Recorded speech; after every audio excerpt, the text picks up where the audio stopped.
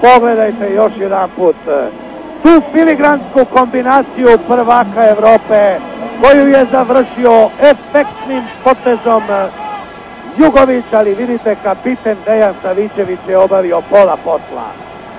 Belodedić zaustavlja Janesa. Tošić prevario je Salvatieru. Pored njega je Valčez. I dalje Tošić. Tošić prema Radinoviću. Radinović, dobra kombinacija fudbalera Crvene zvezde. Basio se u noge Margas. Ali i dalje šansa za Pančeva.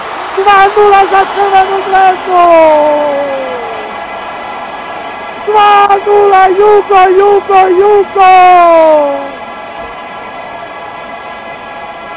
Rekao sam kod prvog gola, to je to.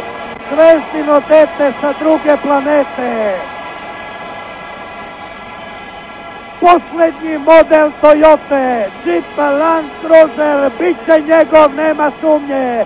Tužno lice Mirka Jozića, ali neumoljiv je Vladimir Jugović. Iz 2 pokušaja je uspeo, evo drugog, najpre Pančev, onda Jugović i Crvena zvezda vodi sa 2:0.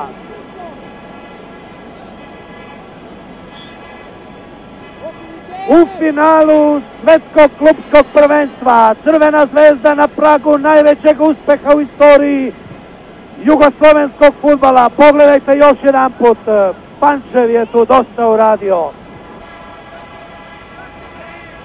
Ratković, treba se osloboditi lopte. Jugović, evo prilike za kontranapad. 4 protiv 3, Jugović prema Mihajloviću. Hoće li Mihajlović stići, gura ga Margas. Mihajlović do Pančeva, 3:0.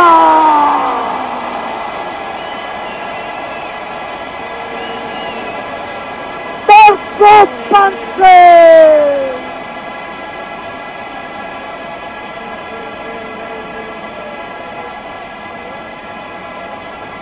Tako igra novi prvak sveta. U 4 poteza mat.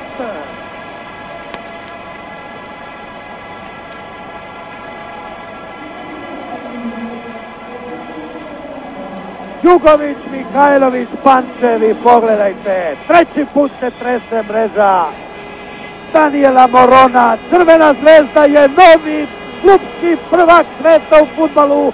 To možemo reći već sada, 17 minuta pre kraja utakmice. Ovog časa kraj, Crvena zvezda je prvak sveta u fudbalu. Kakvo slavlje i na tribinama i na terenu olimpijskog stadiona u Tokiju. Pogledajte Fendelije iz Vrnjačke Banje, iz Niša, iz Prokuplja, iz svih naših krajeva. Dokaz da još postojimo. I evo sada, Interkontinentalni kup predao je kapitenu, zamjeniku Dejana Savićevića ili najgorskom gospodin Roger van der Schot, predsjednik takmičarske komisije UEFA, a Soichiro Toyoda, predsjednik Toyota Motor Corporationa, predao je Toyota kup također kapitenu Crvene zvezde.